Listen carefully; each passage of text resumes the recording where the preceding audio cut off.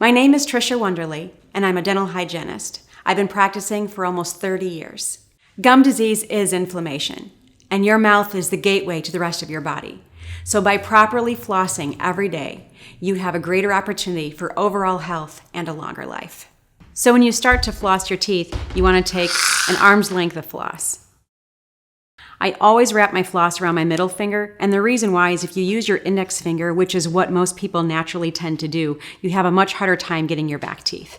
So if you try wrapping it around your middle finger first, on both your right and your left hand so that it won't fall off, and then wrap the rest of it lightly around one of your hands, and it doesn't matter which one, until you have about 5 inches between your fingers. Then you'll tuck your fingers in, this will be your anchor, and you'll use your index fingers and your thumbs to guide the floss. You're going to slide these so there's about 1 inch between your fingertips. Then you're going to go ahead and place it in your mouth.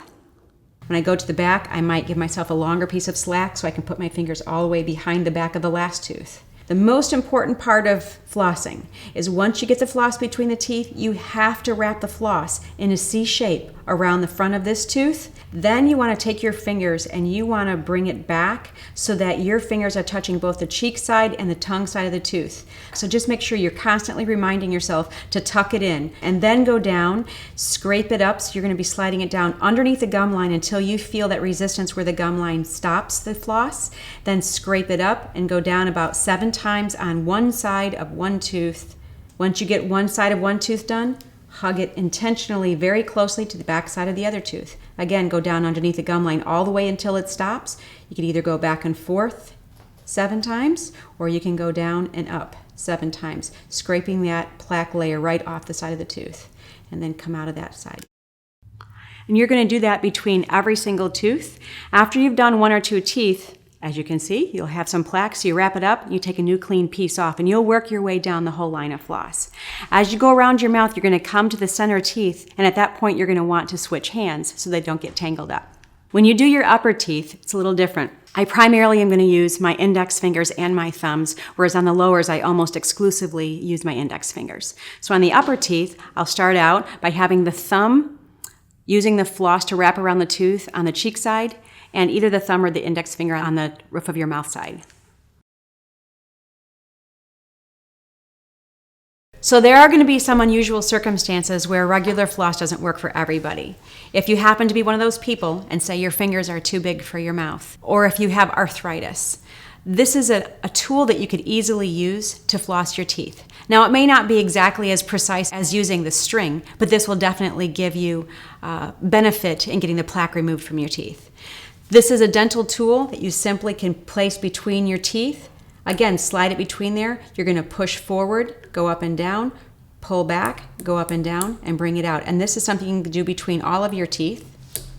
And it allows you to pretty much floss your teeth almost hands-free.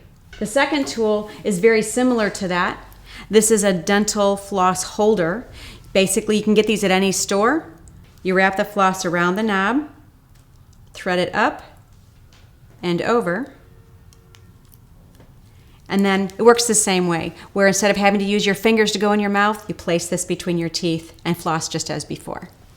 So another situation somebody might find themselves in and not be able to floss properly with a string is if you have an orthodontic retainer, which is if you have braces and they put a wire behind your front teeth, or if someone has a bridge where there's a missing tooth and the teeth are actually connected together. It's tufted on the end and floss as you go along. It literally just is going to slide in between the teeth and come up like this, and then you would floss as before, where I showed you where you wrap it on one side and then the other side.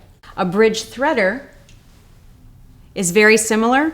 It's a threader that is a piece of plastic that you can take floss and just thread it like you would a needle, and then use the threader to guide this stiffened end underneath the retainer or underneath the bridge and bring it through and floss as you would before, where you slide it to one side and the other.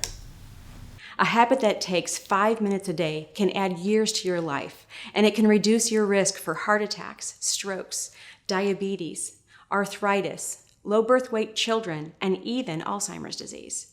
A 2012 study states that brushing and flossing your teeth is the simplest and cheapest way to a long life. So neglecting proper flossing and brushing can actually be fatal. Never flossing or ineffectively flossing hiked mortality by 30% versus daily flossing your teeth. Thanks for watching. I hope this was helpful, and I would encourage you to floss every day, and don't forget to see your dental professional at least twice a year.